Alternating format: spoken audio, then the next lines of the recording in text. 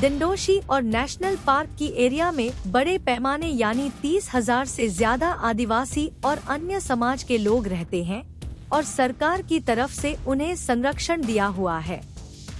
ऐसे में सबको हाई कोर्ट का एक आर्डर आता है और आर्डर के दबाव में आकर के वन विभाग की तरफ से सबको नोटिस भेजकर एक दहशत निर्माण किया गया है।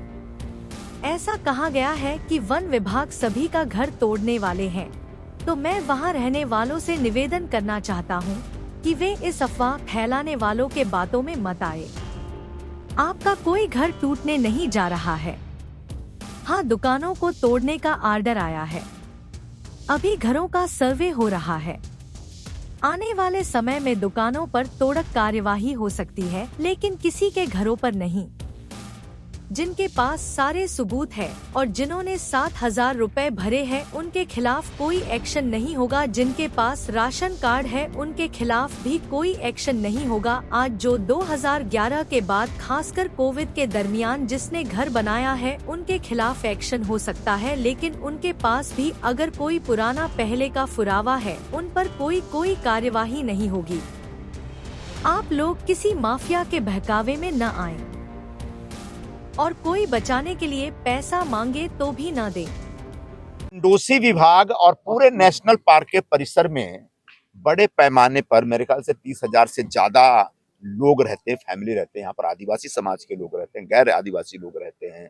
यहाँ पर 40-40, 50-50 साल से लोग रहते हैं और सरकार की तरफ से संरक्षण दिया हुआ है सबको। ऐसे में हाईकोर्ट का एक ऑर्डर आता है, उस ऑर्डर के दबाव में आकर के वन विभाग की तरफ से सबको नोटिस भेजी गई है। उस नोटिस की वजह से अचानक इस प्रकार का एक दहशत निर्माण कर दिया गया है हमारे क्षेत्र में कि सभी का घर तोड़ने वाले हैं लोग और सबका डिमोलिशन होने वाला है। तो उसी विषय को लेकर के आज हम वहाँ के जो हमारे साथी हैं उनका एक शिष्टमंडल लेकर के मुख्य वन संरक्षक जो अधिकारी हैं उनसे आज मिलने आए थे और उनके सामने हमने विषय रखा और उन्हें स्पष्ट कर दिया है कि किसी का डिमोलिशन नहीं होने जा रहा है। अभी फिलहाल सिर्फ सर्वे हो रहा है कि जो भी लोग रहते हैं उनके पास कागज पत्र क्या है, उनके पास दस्तावेज क्या है। तो हमारे जितने भी डिंडोशी में रहने वाले लोगों से मैं यही निवेदन करूंगा कि अफवाह फैलाने वालों के बातों में मत आइए। आपका कोई घर टूटने नहीं जा रहा है। हाँ, जो दुकानें हैं उन दुकानों को तोड़ने का इनका एक ऑर्डर है, क्योंकि हाईकोर्ट में इन्हें शायद कमिटमेंट दे रखा है। तो दुकान अलग हो गया, कमर्शियल अलग हो गया, लेकिन घर एक अलग विषय है। तो सभी के घरों को संरक्षण दिया जा रहा है।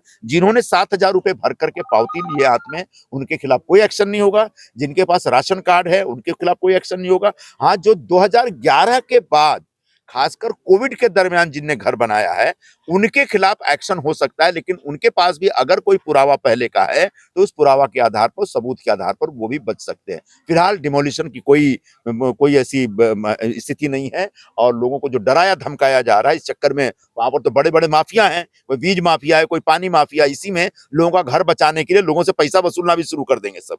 तो ऐसे लोगों को इस धमकी में नहीं आनी है, अफरा तफरी में नहीं आना है, कहीं कोई एक्शन नहीं होने जा रहा है। हमने मांग भी किया और उनकी तरफ से एक इस तरह का हमको आश्वासन भी मिला। सर, मोदी जी जिस प्रकार से सर दिल्ली कुंभ गए हैं उसके बारे में क्या कहना, लोग विवाद कर रहे हैं?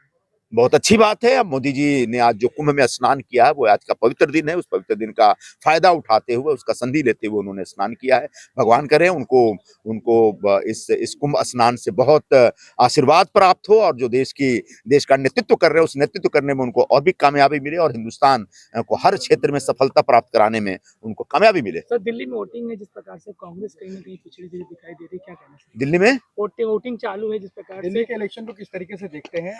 दिल्ली के इलेक्शन में केजरीवाल जी का तंबू उखड़ने वाला है और कांग्रेस पार्टी जो इतना फाय फाय कर रही है, मुझे नहीं लगता कि 0 से आगे बढ़ पाएंगे और सरकार वहां पर भारतीय जनता पार्टी की बन सकती है, ऐसा हमको अंदाज मिल रहा है।